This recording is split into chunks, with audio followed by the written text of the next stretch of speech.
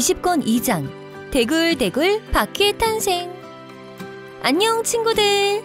어떻게 굴려볼까의 두 번째 이야기 대굴대굴 바퀴의 탄생을 만나볼 차례예요. 자전거나 자동차는 물론 굴러서 가는 것에는 모두 바퀴가 있죠. 이번 영상에서는 세상에 없어서는 안 될 바퀴에 대해 알아보도록 해요. 먼저 교과과정과 어떻게 연계되는지 알아보고 갈게요. 우리를 편리하게 해주는 바퀴에 대한 내용은 초등 5학년 과학의 물체의 운동, 초등 6학년 국어의 내용을 추론해요. 초등 6학년 수학의 원의 넓이, 그리고 중등 2학년 기술과정의 수송 기술과 신재생 에너지 단원과 연계되어 있어요. 여러분, 인류 문명을 크게 발전시킨 발명품에는 뭐가 있을까요? 먼저 정보를 기록하는 문자가 있겠죠. 그리고 문자를 쓸 종이도 중요하고요. 둘 다 지식을 전달할 때 없어서는 안 될 중요한 발명품이지만 여행을 하고 물건을 수송하는 일에 꼭 필요한 바퀴의 발명도 빼놓을 수 없어요. 바퀴가 없었다면 우리는 아직도 먼 길을 갈 때 걸어서 가야 하고 무거운 짐을 옮길 때도 짊어지고 가거나 가축을 이용해야겠죠.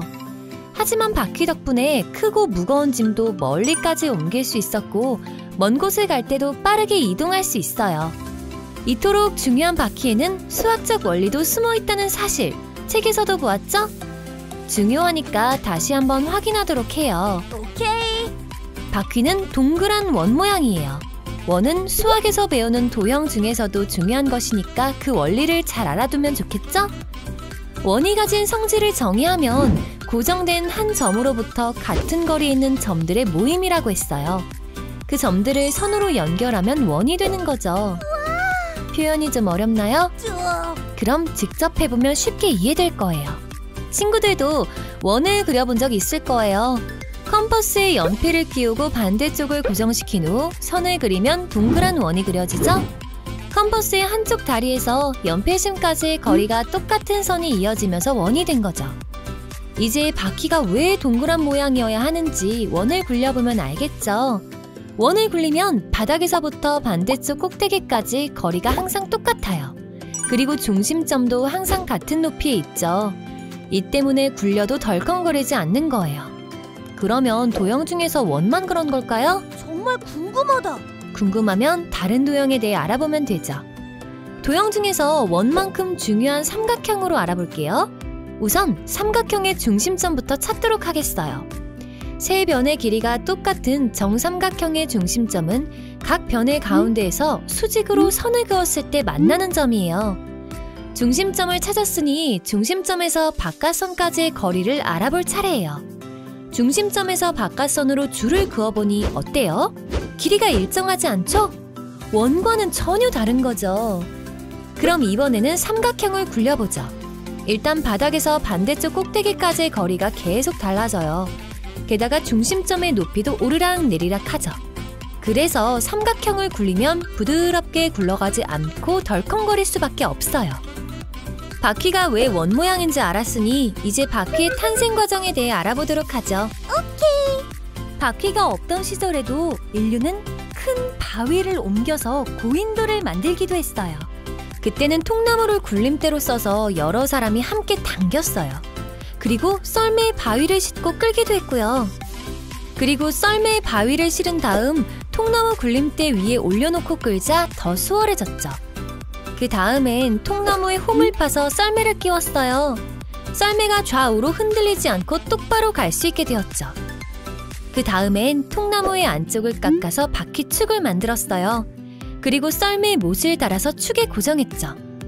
그리고 바퀴와 축을 따로 만들어서 바퀴를 축에 끼웠어요.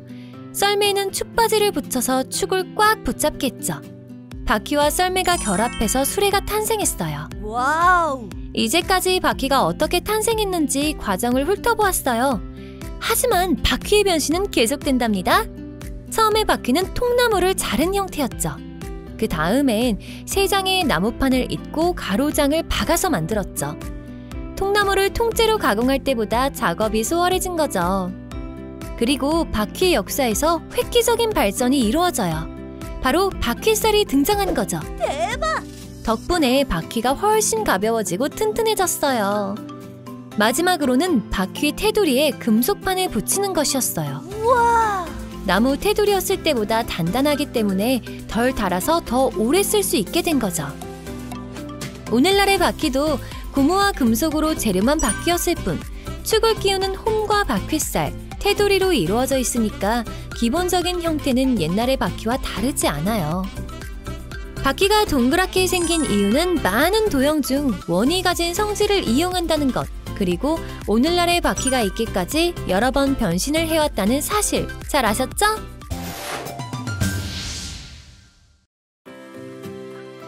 친구 여러분, 바퀴 하면 자동차 같은 이동수단에 쓰이는 바퀴만 떠오르죠? 그런데 이동수단 말고도 바퀴는 인류 문명의 발전에 엄청난 역할을 해왔어요. 옛날부터 바퀴는 자연의 힘을 빌리는 데도 이용되었는데 그게 뭘까요? 바로 물레방아예요. 물레방아에도 바퀴축이 있고 바퀴살이 있으며 테두리에는 물을 담는 그릇이 달려있을 뿐이죠. 기본 형태는 바퀴 그대로인 거예요. 물레방아는 물가에 세워져서 물이 흐르는 힘을 이용해서 맷돌을 돌리거나 방아를 찢는 데 이용되었어요. 맷돌과 방아는 곡식을 빻아서 가루로 만드는 도구예요. 1800년대가 되자 오랫동안 자연의 힘만 이용하던 인류가 기계의 힘을 이용하는 사건이 일어났어요. 인류의 역사를 바꾼 이 사건을 산업혁명이라고 해요. 산업혁명의 대표적인 사례로 증기기관차의 발명을 들 수 있어요.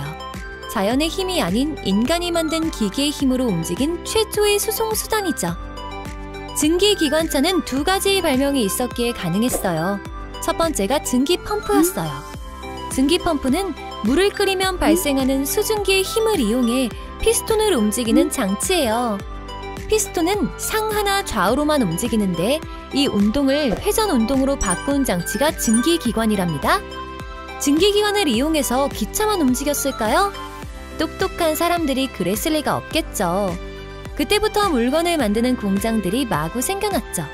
공장에서는 증기기관으로 바퀴를 돌리고 바퀴에 벨트를 걸어서 수많은 기계들을 돌리며 이전에는 상상할 수 없는 만큼의 물건을 만들어내기 시작했어요.